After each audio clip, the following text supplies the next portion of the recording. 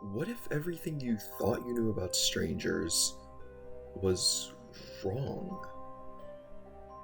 This is a personal memoir, though it doesn't begin with a traditional hero or a clear villain. Instead, it begins with a question. Why do our interactions with strangers often go so wrong? And I thought, oh, that's what I should write a book about. And so that's what I've done, is to write a book about this phenomena, which strikes me as a phenomenon that's at the heart of all manner of modern controversies, which is people from people of different perspectives meet each other for the first time and proceed to profoundly misinterpret each other's intentions. Or I will remove I you. refuse to talk to you other than to identify myself. Step out or I will remove you. I am getting removed for a failure. Step out.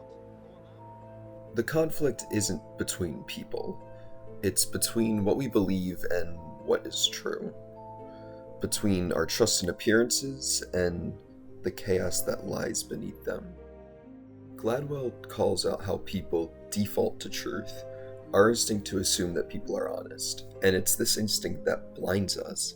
It blinded CIA officers interrogating spies, and it blinded judges sentencing the innocent.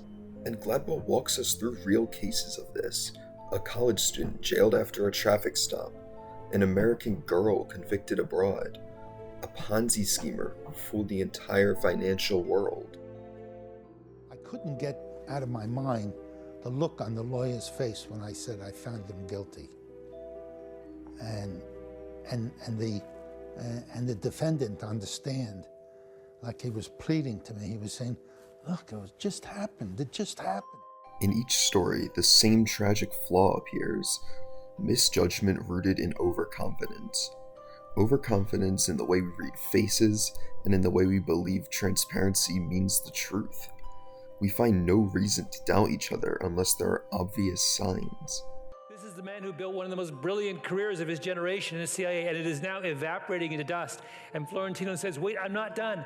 And then he keeps going and going and going until he has named the entire network that the mountain climber ran when he was in Cuba, and identified every single one of those spies as double agents working for Cuba. The message? Simple. We don't know strangers as well as we think we do, and that ignorance can be deadly.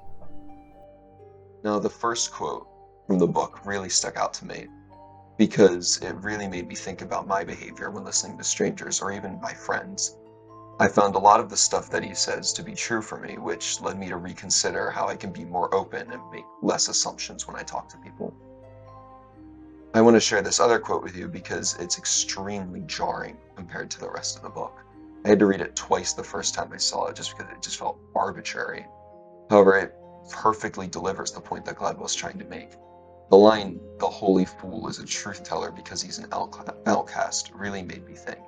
The person he's referring to tells the truth to everyone because he has nothing to lose, and that's what separated him from the rest of society. Talking to strangers doesn't offer comfort, it offers caution. It tells us that the world is not as transparent as it seems, that sometimes the biggest danger is thinking you've understood.